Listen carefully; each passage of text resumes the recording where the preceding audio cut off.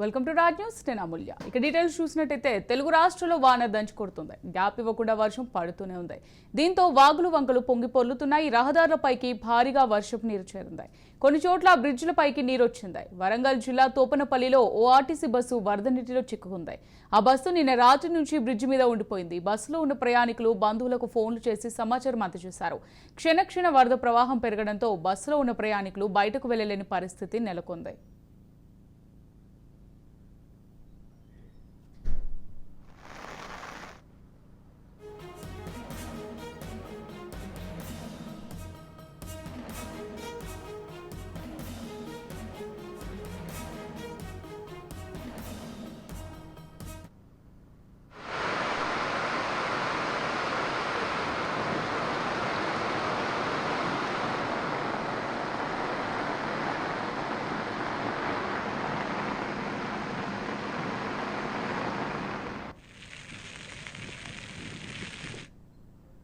RTC bus Warangal నుంచి మహబూబాబాద్ వెళ్తుంది. నెక్కొండ మండలం వెంకటాపురం వద్ద చెరువు మత్తడి పొంగి పొర్లుతుంది. తోపనపల్లి చెరువు పొంగి ప్రవహించడంతో కట్టపై ఉన్న బస్సు వరద నీటిలో నిలిచిపోయింది.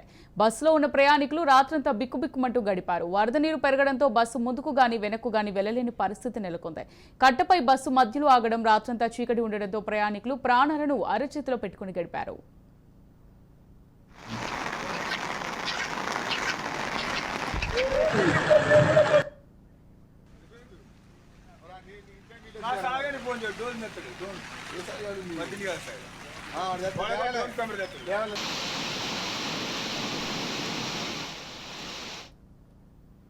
మరోవైపు మహబూబాబాద్ జిల్లాలో వర్షానికి రైల్వే ట్రాక్ ధ్వంసమైంది.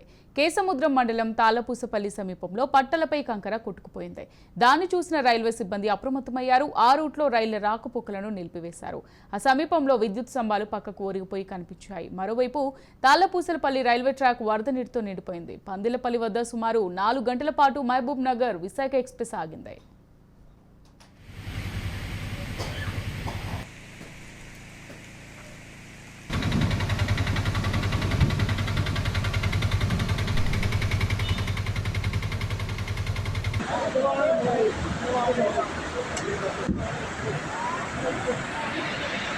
అది ఊరుదా అని మొత్తం ఏడబోతుంది సార్.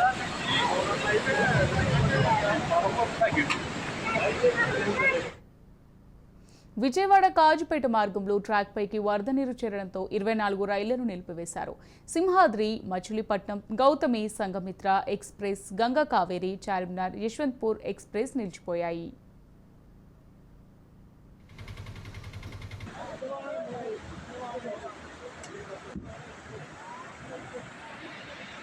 అది ఊరుదా అని మొత్తం ఏడబోతుంది సార్.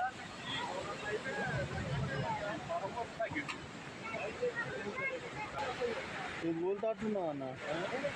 ఈ వరద దాకే వరకు రోడ్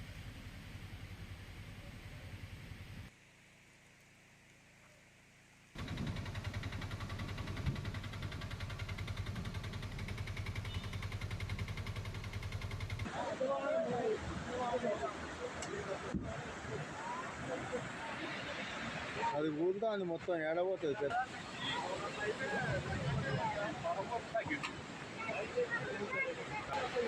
ఇది ఊరుతాట్టున్నావు అన్న. ఈ వరద దాకే వరకు రోడ్